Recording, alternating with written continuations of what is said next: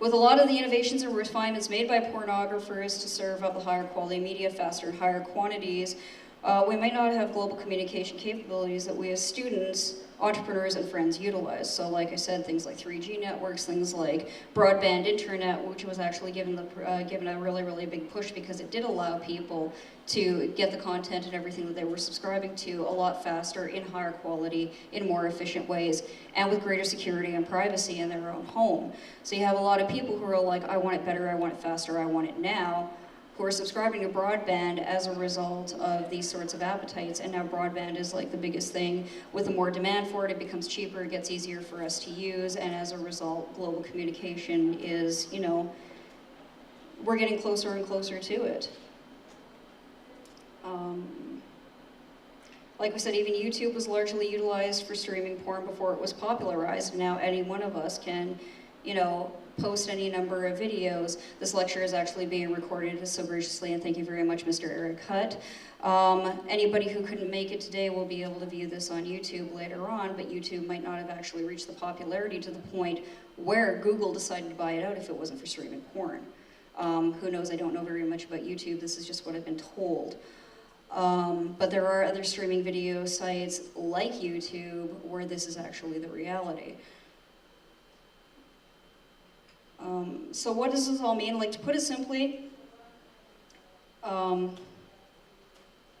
we've come to not really want to live without, like, we can live without a lot of this technology, but it's gotten to the point where it's enriched our lives, it's made things easier, it's brought communities together. Obviously, learning has gotten a lot simpler. We're able to communicate with other universities and other libraries to gain resources that we may need, keep up on news a lot faster, and so on and so forth. So we really, really don't want to do without a lot of this technology, and the reality is we do have porn to thank for a lot of the technology, like all the technology that's on this list, and probably even more. The unfortunate thing is that many would still demonize this industry for its content rather than appreciate the good that it actually can do. You know, in the interest of providing a fair and balanced argument for porn. You know, not all of it's created equal, some of it's pretty disgusting, I agree. You know, some of it's pretty fun and harmless too.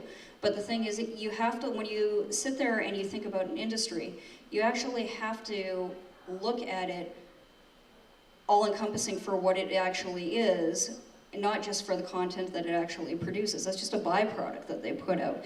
Like, as you can see, as the points that I've made, it does have an influence on other sectors, whether they're economic, whether it's from a social activist standpoint, or whether technology, like we have been talking about today.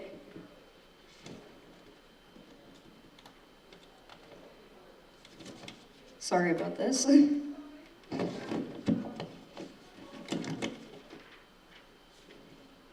So the porn industry is actually willing to take risks that other industries are not willing to. This helps to drive the new tech.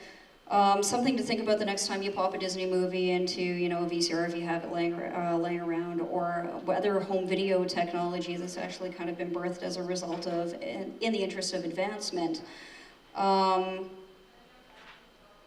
You know, think about it the next time you share a chat with a loved one that's away on a business trip or so on and so forth. Like, you know, or anytime you do a PayPal purchase over eBay or something like that, think about the innovators in the pornography industry who were actually gracious enough to provide it for you, even though it's a very, very thankless job because of the demonization of the industry itself. So that's about it. I guess we'll open it up for questions. Oh yeah, there's also advancement in other industries and stuff like that. People who grab hold of the technologies that porn has actually helped build, and you know, allowed people to go on to use that as a starting point and jump off into other technologies. So thank you very much for listening to me talk. Are there any questions? None? Oh, come on, you guys can't all agree with me. All right, I guess I've presented a tenacious and good argument. Thank you very much, Josh. Thank you, Lusu. Thank you very much to the study, and thank all of you for coming out. Ah, yes. Sorry, just to play devil's advocate. Please do.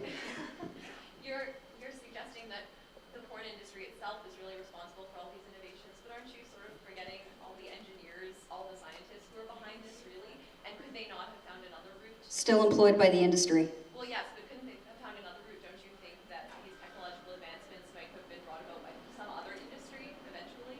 Conceivably, yes, but would they have sold so successfully?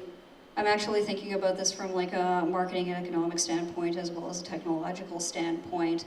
A lot of people are really reluctant to grab hold of new technology without it being proven to work. You know, other companies might have just decided, well, we don't really think that this is necessary. We don't think that people will buy it. Well, as soon as porn grabs hold of it and they're like, hey, look at us peddle our smut all over the world in this format, you know, obviously there is a market for it. Obviously it's a very profitable industry. So these ones came and they took the risk and they proved it. I'm not so sure that other mainstream industries would have been willing to take the risk. So really what it comes down to is not the technology itself, is how you sell it. Josh? What's your response to people who argue against pornography on a moral basis, talk about the exploitation and things of that nature?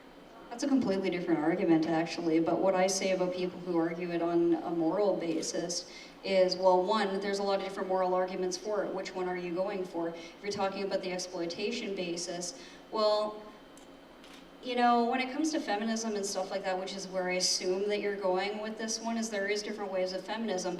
I believe that there is nothing obscene about the human body, and therefore if I was put forth with a choice and it was something that I felt like I really wanted to do, I should have the choice to go and do it. I really don't believe that there are a lot of people out there who are forcibly putting women into the pornography industry. You know, there's laws against that kind of stuff. There's ways to deal with that sort of thing. So people who are against pornography on a moral basis, I'm sorry, but you're going to have to come up with a really solid argument to convince me, and I haven't heard one yet.